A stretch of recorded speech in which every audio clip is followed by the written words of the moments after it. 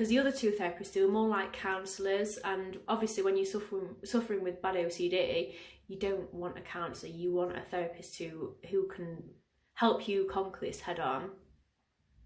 So then I was following Rob, I think, if I can remember, on Twitter, because I can remember seeing his post and I was like, wow, is this guy like living inside my brain without me knowing?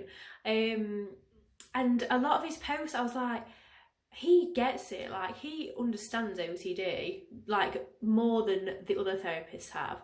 So I contacted Rob and he just educated me with this different perspective and this different overview of how to go on the road to recovery by accepting rather than, you know, trying to fight the thoughts or replace bad thoughts with good thoughts. It doesn't work. We all know that isn't going to work because you're still playing by the rules of OCD if you look at it. And the aim is, when you're trying to recover, you kind of have to learn to outsmart OCD. You have to kind of do the opposite of what it's wanting you to do. So if OCD is telling you to avoid your family, go and visit your family. Or, you know, if it's telling you, oh, go and Google this, then take yourself off and read a book instead or something. You have to make sure that you're doing the opposite of what it wants you to do, because if you're feeling the fear, then OCD is near. And that's a cheeky little rhyme that I made up when it tries to suck me back in to another theme or something. And, you know, it's just, it becomes clearer now. And I think it's so important, which is what Rob covers as well in quite a lot of his videos, is you have to commit yourself to recovery. You have to tell yourself it is going to be difficult. It is going to be, you know, hard on your feelings and your emotions, but isn't that better than a life of OCD? Because I know for me it is.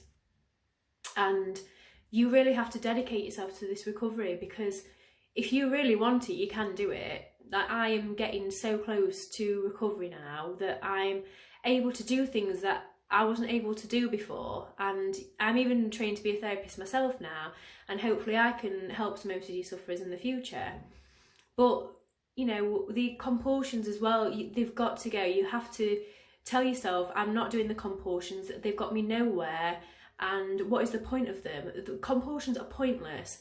And the more that you view that and put it into practice is when you will realise that OCD, it gets sick of not getting what it wants, and it just gives up. It just loosens up, and you can go out and do things that you probably haven't been able to do before because of suffering with OCD.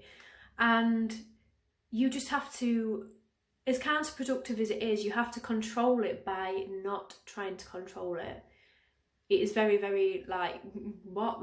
But it is true. Like, you have to accept it for what it is, embrace that you have OCD and you have a problem, that's okay, and control it by not trying to control it, because where has it got you for these past few years? It got me nowhere in 20 years, so for me it's just a waste of time now.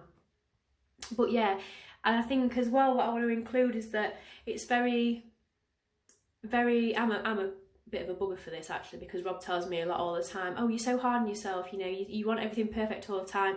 I know that is a bad trait of mine, and probably like an OCD trait, but recovery, it's okay to dip in and out. Like, I will have really, really, really good weeks or good months, I'll be feeling excellent, but then I will feel terrible a few days as well. And, you know, Rob does his check-ins, he's like, how are you?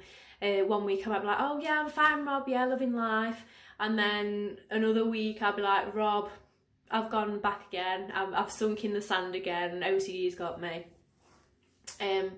But I find that like a few days later it kind of lifts again, and I kind of get back into, right, I'm on the road to recovery, I'm not paying this attention anymore, instead I'm going to focus on recovery. And I think as well, you just have to be really, really compassionate to yourself. You have to think, I have got OCD, it's not my fault, and I'm not going to be so hard on myself if I fall back, and if I, you know, accidentally perform a compulsion, I'm not going to be so hard on myself. I've fallen back, it's okay, and now I'm going to get back on the road to recovery. And yeah, I think as soon as you put recovery into practice and you start feeling the weight of OCD lifting, you start getting your life back, like years and years that you've missed of your life, it just encourages you to, you know, practice recovering more and practice acceptance. And at the end of the day, that's all we can really do, because acceptance is the way forward, I believe. I don't think there is any other way, to be honest. So I just wanted to do this video. If anyone wants to message me, that's fine. I reply. I'm not ignorant. And yeah, just keep working, keep pushing through, and keep working with Rob, because you won't regret it.